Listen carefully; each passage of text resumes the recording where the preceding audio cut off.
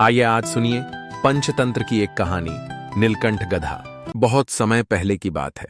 एक गांव में एक धोबी रहता था। उसके पास एक गधा था जो दिन भर कपड़े ढोने का काम करता और रात को जंगल में चरने चला जाता। गधा मेहनती तो था, लेकिन धीरे धीरे अपनी साधारण जिंदगी से ऊब गया। एक दिन गधा जंगल में घूम रहा था कि उसकी नजर रंगरेज की रंगाई की जगह पर पड़ी। वहां कपड़े रंगने के लिए बड़े बड़े टब रखे हुए थे।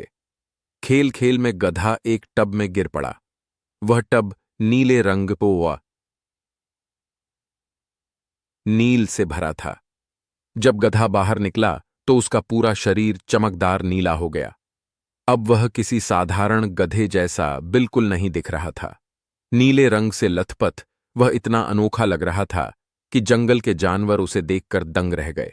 शेर, बाघ, भालू, लोमड़ी और खरगोश सब सोचने लगे कि यह कोई नया अद्भुत प्राणी है जो देवताओं की ओर से भेजा गया होगा। धीरे धीरे सभी जानवरों ने उसे अपना राजा मान लिया और नीलकंठ गधा कहकर पुकारने लगे। अब गधे की खूब सेवा होने लगी।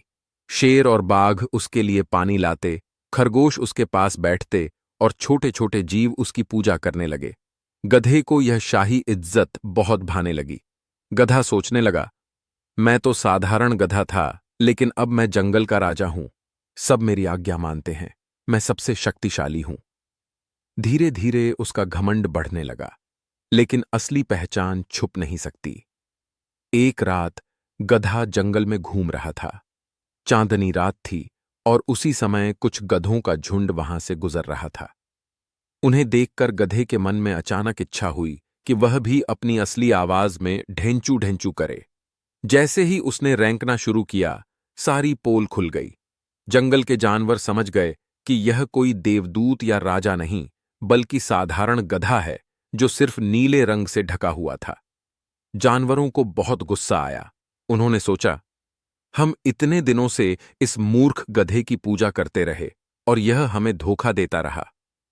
शेर, बाघ, भालू और बाकी जानवरों ने मिलकर गधे को घेर लिया और उसे पीट पीट कर भगा दिया। बेचारा गधा डर कर भाग गया और फिर कभी जंगल में लौट कर नहीं आया। इस कहानी से हमें ये सीख मिलती है कि झूठ और दिखावा ज्यादा देर तक नहीं टिकता। अहंकार और धोखे का अंत हमेशा बुरा होता है। हर व्यक्ति को अपनी असली पहचान में ही जीना चाहिए।